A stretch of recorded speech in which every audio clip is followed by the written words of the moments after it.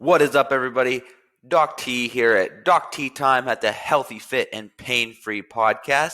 This is episode 23, and we are going to discuss today what the naked woman at the Denver airport taught me. So, the story comes to you. Ryan and I recently took a trip to Colorado Springs, Colorado. It was an amazing trip. Very quick trip, but it was an amazing trip in and of itself. And on that trip, we landed at the Denver airport. So, big background with everything as far as like inner strength goes, some updates. Along with that, we got some great big things coming for you guys. I'm not going to unveil that now, but in the future, we will definitely talk about that. Along with some other stuff that had to do with that trip to Colorado. So in this podcast today, we are going to talk a little bit about that trip to Colorado. So many great lessons learned, some meant to be learned, some completely out of the blue that we experienced. So we're going to touch on that a little bit today. And I promise it's going to be a little bit, this isn't going to be our typical podcast where it's very structured, organized the whole way down through. There is going to be some flying around, some, squirrel moments. But I promise there is a lot of relevance with the podcast today. So with that, like I said, we took a trip to Colorado last Wednesday morning. Now, with that trip came a lesson right off the bat. So we'll kind of dive into that without any segue. So that morning, I'm just going to give you my side of the story. This isn't Ryan's side of the story. So the deal was that day was that we were going to leave for the airport at 8:30. Well, plans changed with transportation, which I was aware of, just not when. So who I was aware of, when I was not. So I was maybe halfway through my workout whenever Ryan busted through the door and asked if I was ready. With that, I was not ready, obviously. So I had to quit my workout. I had to go give myself a sink bath and then get out the door to get to the airport. Obviously, I was very frustrated. I'm not the type that actually gets paranoid or anxious when it comes to flying. However, I do get a little bit anxious before the flight. It's not actually the flight itself, it's before the flight. For any of you who have traveled lately, there's a lot to go through, whether it's, if you're not used to wearing masks all day, it's wearing masks all day. It's security. It's, all this convenience that they give you nowadays makes it easier, but it also makes it harder because if you've never used this. So for instance, we were flying Delta. So we used the Delta app, and it made things very easy, but at the same time, it also adds some complication whenever you've never used it before. Again, sometimes making things more convenient makes it less convenience at the beginning. So anyhow, there's obviously already that little bit of anxiety just before getting on the flight, making sure that the check-ins go well, making sure that, we get through security without a problem every single time. So side note, maybe TMI, but every time I go through security, my right groin and my right groin and thigh go off. No idea why, but literally every single time. To where at one point throughout my trip, there is almost the point where I have to do a cavity search, which that's never actually happened, but I've been close. Anyhow, so with that, there's that little bit of anxiety. Ryan rushes in, and so I have to cut my workout short. I hate sitting. I have to, when it comes to work, whenever it comes to flying, and especially we had a 4-hour layover, I had to think about the fact that I was going to be sitting on the plane, sitting at the airport. So I was obviously very frustrated. And someone like me, I try to be no nonsense when it comes to working out. And again, this isn't to make people feel bad. This is also a weakness in itself. But so first lesson that day was, when I was in the car on the way to the airport, I was trying to calm myself back down. I also had a lot of caffeine in my system at that point. Is really having gratitude for the fact that you get to have a workout. Now, I know that in the self-help world, gratitude is such a huge thing. Yes, I do believe it's important. I also believe it's a quite a cliche that we tend to fall back on, just have gratitude with what you have. Sure. But for those of you who are driven, yes, gratitude is very important, but gratitude doesn't provide a solution for every single problem. If your house burns down and you have gratitude you're safe, sure, but your house still burnt down, so it's a lot easier said than done. But the one thing, for someone like, and for you guys to understand out there, is even as someone who this is their job, this is their living, this is their career, this is their life, we still have moments pop up in our life to where we can't get our full workout in, and it's very frustrating. I completely empathize with you on that topic, but understand the fact that there are people out there who don't prioritize that and don't prioritize getting that workout in, or they're not in the position to be able to do that. And so you have to be thankful, even if it is a 10-minute workout. And if you only have that little bit of time, just do something very heavy, very intense, and then try to get some walk in the rest of the day. I walked in a lot at the airport to try to make up for that activity. So I know that seems like that's going to be less today, but it's not. So the rest of our airport experience. So Ryan and I, we go to our terminal, we get there, and surely enough, we're waiting there, and we're still not boarding our flight. Then it comes on that our plane was broke down. Great to hear. And so we had to figure out what we're going to do. We had to figure out a game plan. So there's the WVU volleyball team there, and I got to tell you, that they are better than the news. Like, if you want updated on current events, just be around a group of volleyball players, female volleyball players for the most part, girls volleyball for the most part. Guys are kind of like this, but not so much. Be around them for like a half hour, and you're going to get caught up on everything. Like the recent Brian Laundrie, whatever you want to call it, investigation going on. I don't really get caught up with current events. It's first off, it's overwhelming to try to keep up with it. Second of all, it's typically negative, so I try to stay away from it. But for everything going on, they definitely helped me to keep up with current events that day. So they kept me up with that case, and there was a few other things they talked about. So just a little side entertainment there. But our plane breaks down, so we have to get a new plane. We have to, and luckily, with the app and everything, it was able to do that. But for a little time we had left, I decided to go for a walk to try to get my steps in. Then I almost got attacked by a bird. Now, I would probably say that 75% of the experiences that I've had in the airport, there's always been a bird. I don't know if you guys have experienced this, but I don't know why. Why there's always a bird in the airport, I'm not sure. I know why, obviously, because they just fly in from the terminals, but still. It almost got attacked by a bird. That was great times. But that led to all the other things that, for us getting on that flight and taking off. But we made it to Colorado safely. We actually had less of a layover, and it was great. And while we were there, and I'll catch up with this a little bit later, but we were at this, you can call it a conference, you can call it a mastermind, you can call it get together, whatever it is. But one of the things that really got brought up a lot in our trip is symptoms versus root causes. So let me give you a for instance. There was a gentleman there, won't use specific names, but basically, and not really to use a whole bunch of his background, but he was noticing that numbers were going down a little bit just based off the day-to-day.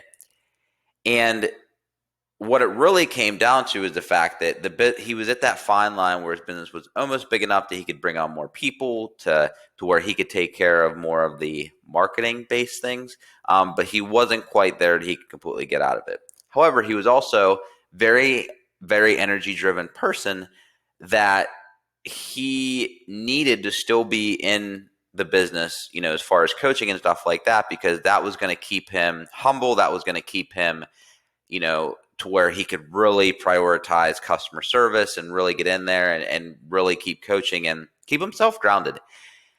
And this really brings up, this what we called at the meeting, the strategy versus a tactic. And so let me bring this to you for a real world scenario. So a lot of times I'll have people come in, they'll sit down in front of me and they'll say, I want to lose 20 pounds. Cool. Totally okay with that. And we go through this, ask the right questions of why it is that they want to lose that 20 pounds.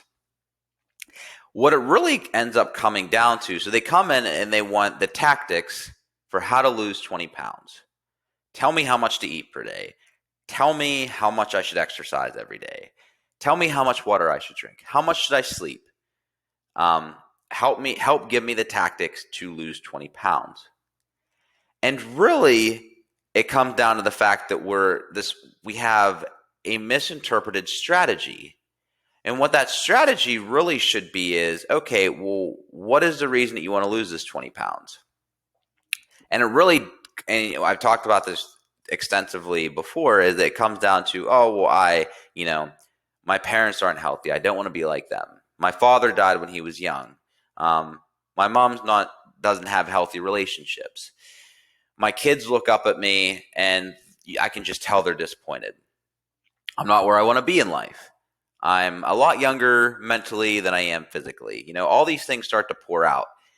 And that's really the start of it. The start of it is, okay, now we have a strategy that we can work towards. So really it's the mentality that, and I was talking with, her name's Robin from the Better Institute here in Pittsburgh. Shout out to Robin. Great conversation yesterday. Robin Witt. And we'll be doing a lot more together. And I'm planning on having her on the podcast. That was something else that we talked about. A lot of it is, and we've, again, extensively, we've talked about how mentality is such a huge part here and the psychology around this. But again, what we found too at the mastermind is what the symptoms are typically what we always try to fix. If you go to your doctor and you say, my knee is hurting, and they give you an anti-inflammatory, that anti-inflammatory is there to fix the symptoms. But there is a root cause that we really need to nail down, whether that's you need to lose a little bit of weight and you need to get stronger. Or it could be, stability-wise, power-wise, you just don't have it. Or it could just be that you are doing way too much. And I hate saying that, I hate using that, but people they'll come in and they'll say, I'm biking this many hours a week. I'm running or walking. I'm trying to get workout in. I'm doing this. I'm doing that. I have a lot of stress. I run a business. I have children, blah, blah, blah. And they're doing all this stuff. And it's like, well, no wonder you're hurting.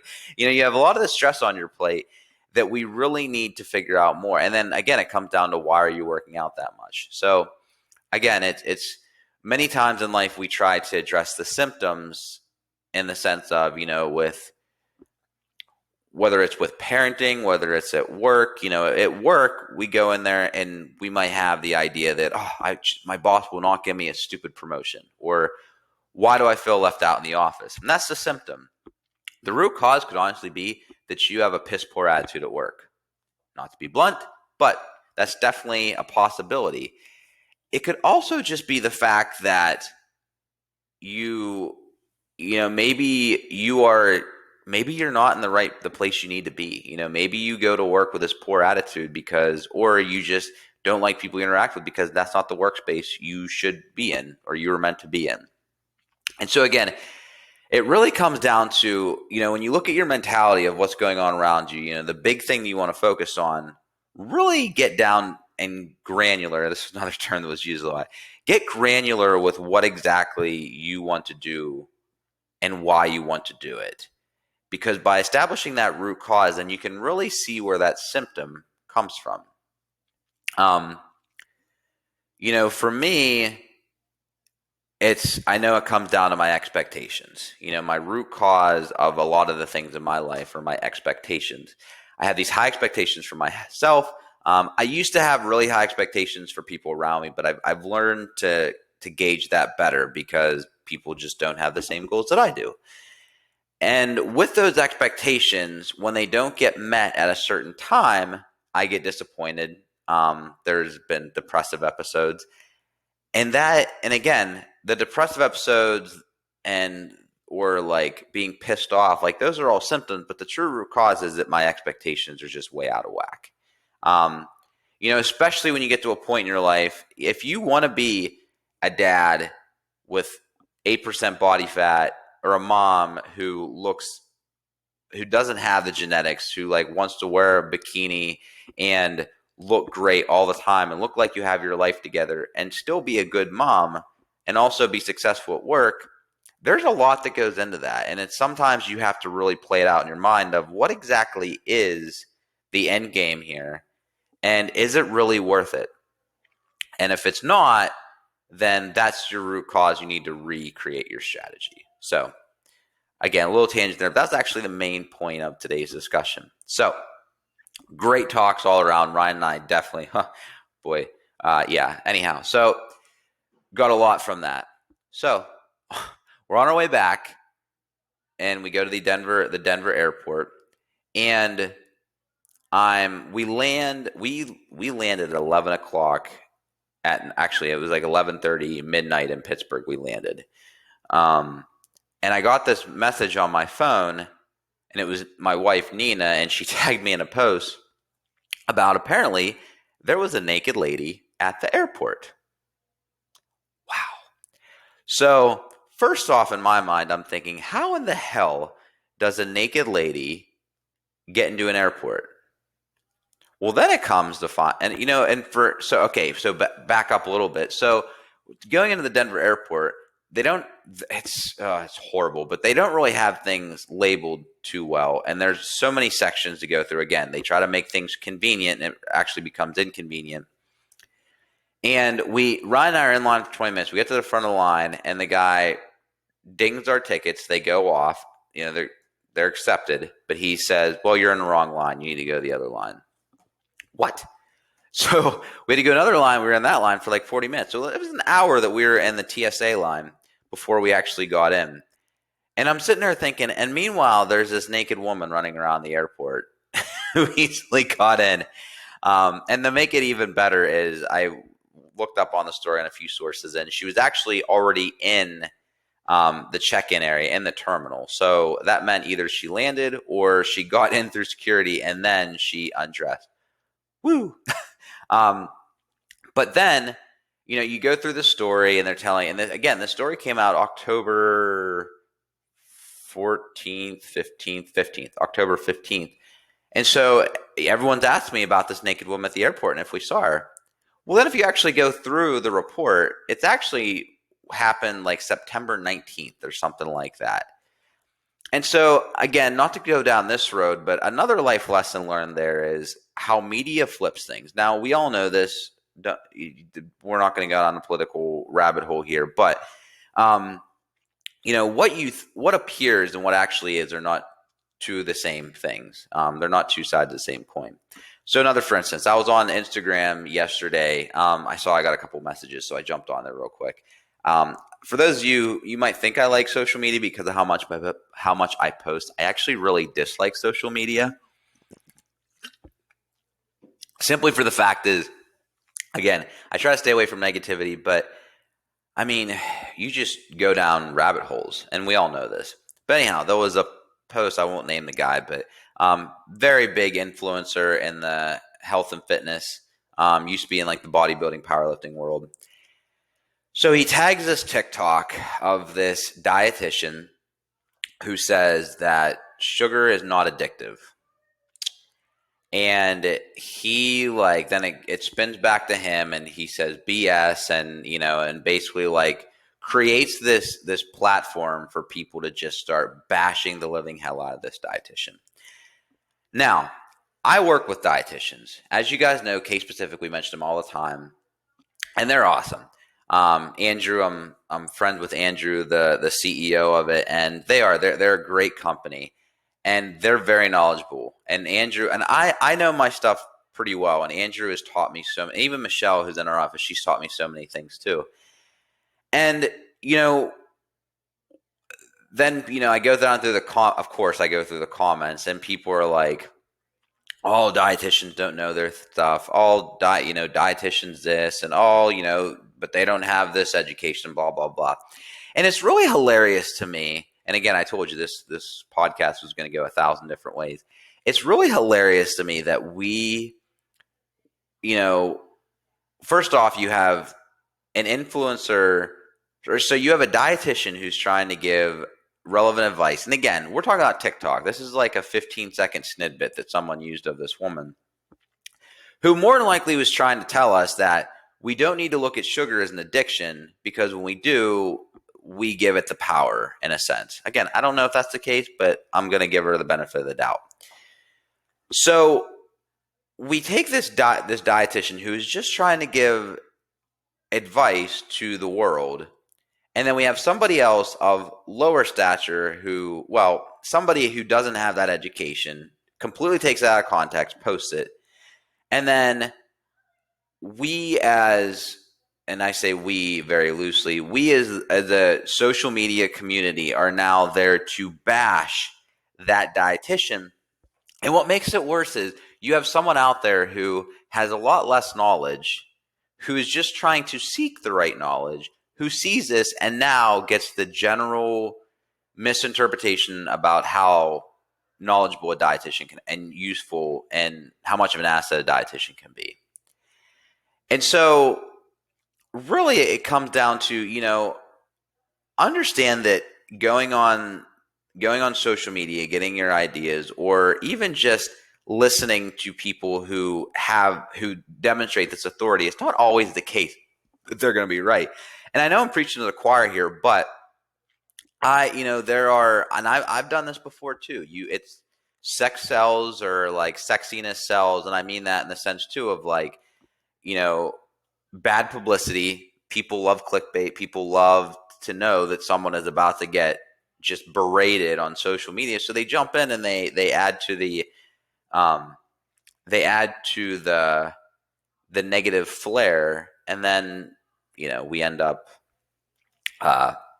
it's very easy to kind of upset the initial intention of someone maybe getting on social media just to prove that, hey, we don't have to say that we're addicted to something. We can just. So I felt for that girl. And so,